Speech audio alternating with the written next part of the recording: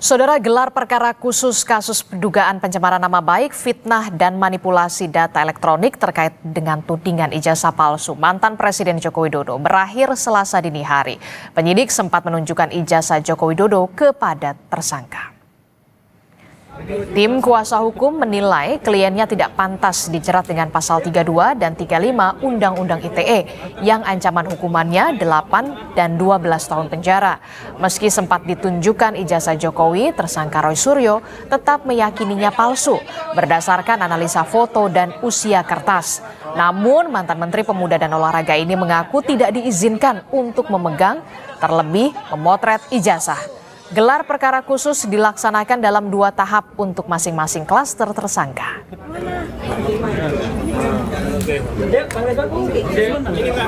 Selama proses berdiskusi, kita tidak melihat sesungguhnya ada sesuatu yang pantas dikenakan kepada mereka bertiga ini.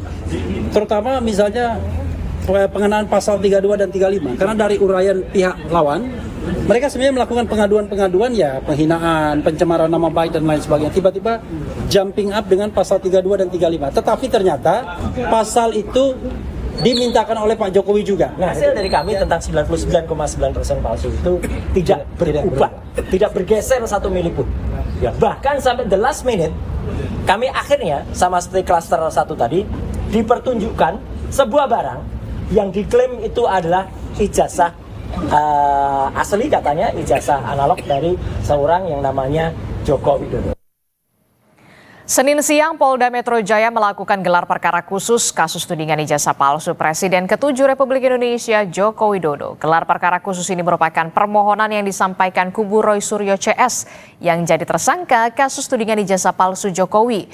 Roy Suryo mengaku akan memanfaatkan gelar perkara khusus ini untuk menyanggah pasal-pasal yang digunakan polisi untuk menetapkannya sebagai tersangka kasus dugaan ijazah palsu Jokowi.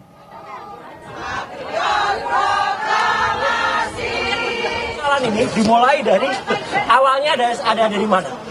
Orang yang membuat persoalan ini jadi gaduh adalah orang yang causa prima atau penyebab pertamanya adalah Joko Widodo sendiri.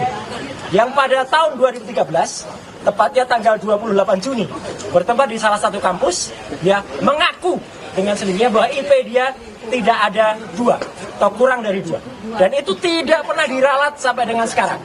Dan itu selalu kita mendengar berbeda-beda. Pada saat gelar perkara di Mabes Polri, kita mendengar data katanya IP-nya ada yang bilang 3,5, ada yang IP-nya 2,5 dan lain sebagainya. Dan terakhir kita bilang rektor sih mengatakan IP-nya 2,5 atau lebih sedikit atau standarnya minimal 2,5. Ini kan aneh. Jadi dialah kalau mau ditanya siapa menyebab gaduh, dialah yang penyebab gaduh.